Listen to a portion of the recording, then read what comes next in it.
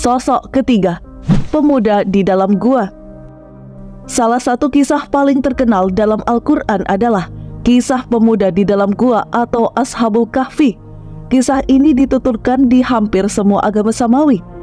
Tapi menariknya, tidak ada yang bisa memastikan siapa saja mereka yang disebut sebagai Ashabul Kahfi ini. Bahkan jumlah mereka pun hanya Allah Subhanahu wa Ta'ala yang tahu pastinya. Allah Subhanahu wa Ta'ala menceritakan kisah mereka cukup panjang dalam Al-Quran, Surat Al-Kahfi ayat 9 hingga ayat 26. Mereka melarikan diri demi mempertahankan imannya dari satu rezim yang kejam hingga menemukan sebuah gua. Di tempat tersebut mereka berdoa, lalu tertidur. Setelah ratusan tahun mereka terbangun dan mengira mereka hanya tidur sebentar saja. Pada masa Rasulullah, umat Nasrani berbeda pendapat mengenai jumlah mereka. Allah menegaskan tidak ada orang yang mengetahui jumlah mereka kecuali sedikit. Ibnu Abbas lebih condong kepada pendapat yang mengatakan bahwa jumlah mereka itu 7 orang dan yang ke-8 adalah anjingnya. Pendapat ini kemudian diikuti pula oleh mayoritas ulama. Mengenai nama-nama mereka yang 7 itu, terdapat macam-macam pengucapannya. Menurut Ibnu Hajar, tidak ada yang dapat dijadikan rujukan karena bukan nama Arab.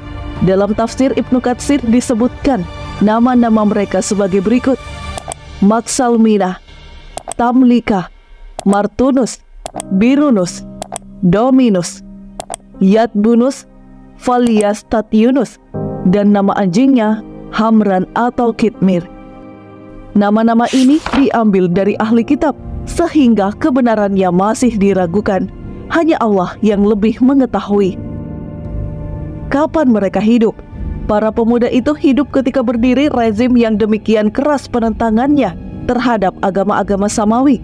Penindasan yang dilakukan oleh penguasa zaman pemuda-pemuda itu diperkirakan terjadi pada masa Kekaisaran Romawi, tepatnya ketika Trajanus naik tahta sekitar tahun 98 hingga 117.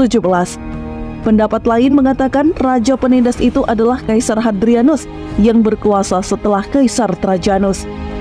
Di manakah letak gua Al-Kahfi itu? Ada 5 tempat yang diduga sebagai gua Ashabul Kahfi.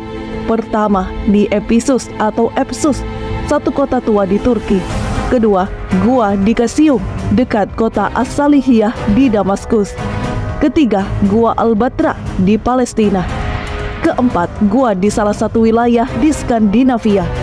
Kelima, gua Rajib yang berlokasi sekitar 8 km dari kota Amman, Yordania. Letak dan nama-nama penghuni gua tidak sepenting mengetahui serta menarik pelajaran dari peristiwa ini. Dari peristiwa itu kita dapat mengambil pelajaran yang berharga, antara lain tentang betapa kuasa Allah terhadap hamba-hambanya.